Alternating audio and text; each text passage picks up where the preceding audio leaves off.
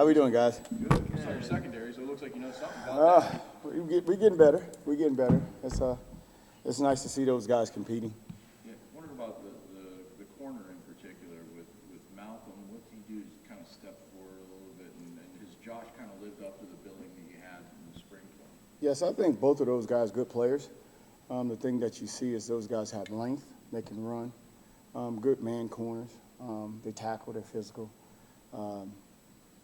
They live in the meeting room, and so like you like guys that's you bring into the program and quickly jump on board and able to contribute right now. So I would say they're good takes for us. How about that experience level in your room too, and that in particular that group with obviously Chance has starting experience, and then how much does that help, but also help bring a young guy like Aiden along? With the amount of snaps that we've accumulated in that room, I think it's great for the young dude. You get a ton of coaches that's coaching him from the older guys, and then he's able to kind of open up a little bit as far as what he knows and what he doesn't know.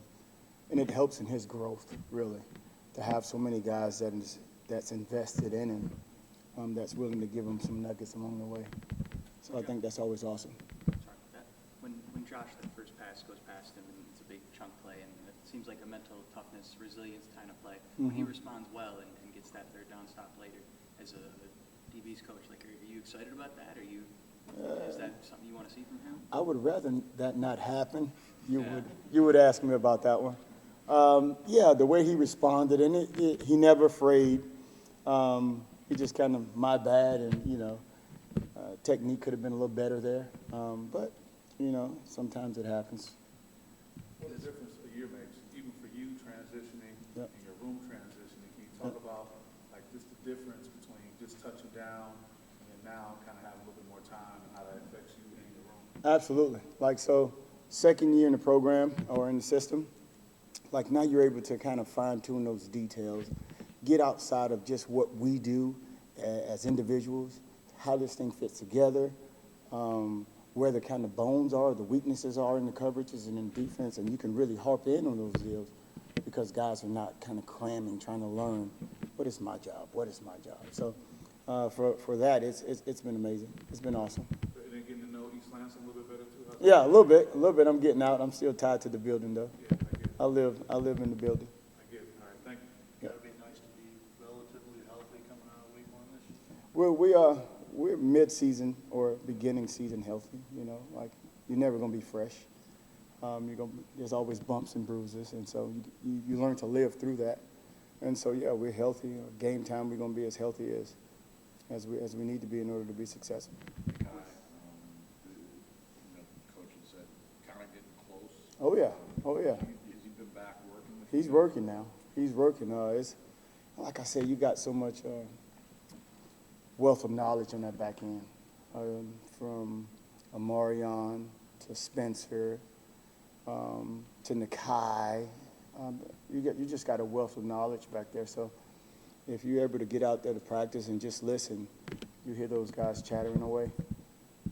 With Boston College as a new quarterback that you guys didn't see last year, they put up some good numbers in the passing game in week one. Just wondering what's your initial assessment of what you guys have coming? I think they're a good team. They present some issues for us, and so it'll be interesting and kind of neat to see how we handle those adversities or those new wrinkles that they have in their offense. And so we look forward to the challenge, I think. What are those issues? Those issues is, well, they do a lot of things schematically, pushing the ball down the field, their zone run, not as much quarterback run stuff anymore because of the guy that left, who was a menace. But they still present some things in terms of getting the ball down the field that's paired up to their run game extremely well. So we got to be on our P's and Q's for that. How do you monitor? I mean, obviously their guy was out of practice yesterday and they're pretty much out there. But how do you monitor that situation as a coaching staff during the week, and how much do you look at the other guys since there is a lot of tape with him? I think as coaches, as we move forward, like the guy that's going to be in there on Saturday can actually get the job done. We got to prepare for that. We can't say, okay, this guy's not going, so we don't have to go as hard. Like the quarterback that they put out there can run their offense efficiently, and so we prepare for it. With Wayne, Jordan, and Malik all played 50-plus snaps in that game. There's a lot of rotation elsewhere, but with Nakai coming back, is he going to be in that group that plays a lot of those snaps, or are you going to? Absolutely, we're going to put the best guys out there, and so we want to win the ball game. So whatever guys gives us the best opportunity to do so, I think that's the route in which we'll go. Is there a scaling up factor, though, for a guy that's been out with an injury like that? Like, how do you get him to that? I think the biggest thing on the back end is just the mental capacity of those dudes. And so, yeah, he may not be able to go from a physical standpoint, but the amount of knowledge and just information he's able to diagnose and keep and retain, I think that's the thing that makes the good players great.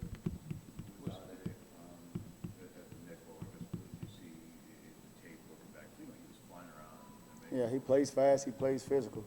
He can cover. I mean, he's big, too.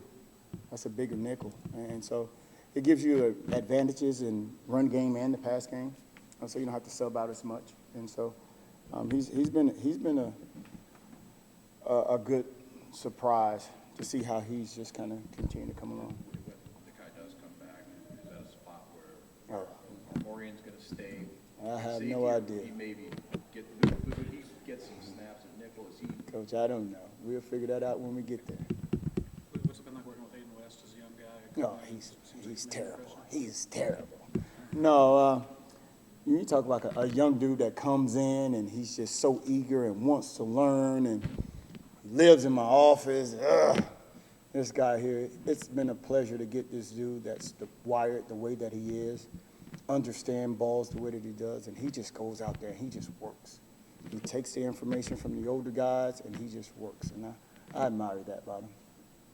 From your end, when you watch the tape back, how much did maybe the pressure in game one help the coverage? You feel like the front guys were getting enough push to kind of allow you guys not to have to cover too long? I think so. I think Chad and Coach Lange and Coach Rossi, I think they've done a good job in how we package things. And I think those guys, those men up front, they're hunting now.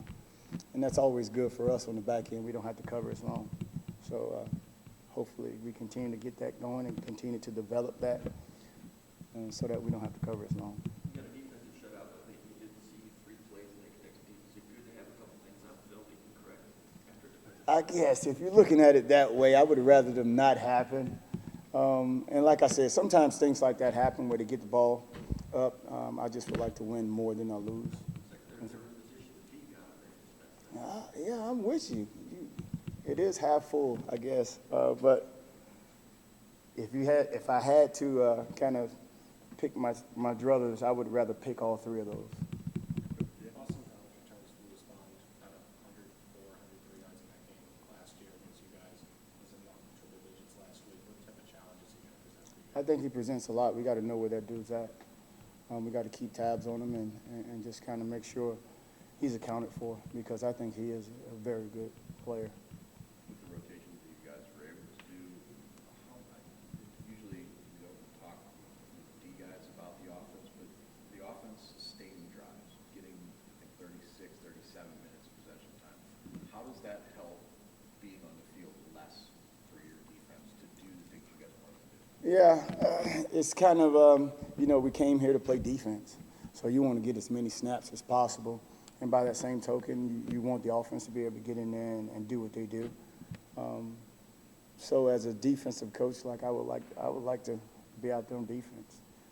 But does it allow you to cut loose a little more? It allows us rest. It allows us be able to get the adjustments. It balances out the game. I think we're playing great complementary ball. So that part is good.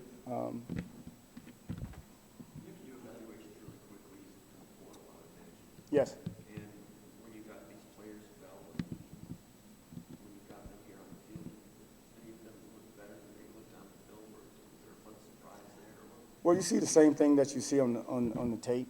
You're looking for guys with length that can run, that can change direction, not afraid to tackle.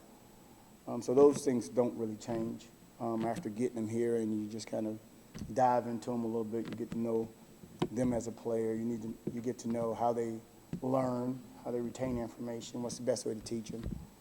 So I think it's kind of a holistic deal. Like you gotta, what you see on the tape is what you see on the tape. So that gets them in the building. And then you start to kind of evaluate the other aspects that's going to make them a good player. Oh yeah, no, they are as advertised. Like I like those guys. Like they did a good job. How'd you evaluate the communication in game one, Blue, in the back end? When you got a new Mike out there, you got 2 new corners. It didn't appear to be a lot of mix-ups or busts or anything like that. It seemed like it was about more. You have Malik Spencer and Amarion. Like they're back there, so they control it. And we the little brothers. We just do what they say at corner. So when they say this is what we're going to do. And so for those 2 guys coming back and the Kai's coming back, like there's not a whole lot of miscommunication back there because they're football junkies. You talked about it in the spring, or a couple, I think Rossi talked about Uh-huh. what his path and progression was over the course of the last year, but how much more do you see him being able to be that football junkie and not have the He's always been that way. He's always been that way. Like he's found ways to get lost in the X's and the O's. And so now that he's kind of got his feet up under him, now he's able to excel a little bit more. But he's always been that way. Like getting him in the building as he was kind of fighting through life was a good thing for him, for us as well. anything else, Coach Adams? All right, thanks for Thank you. Yeah.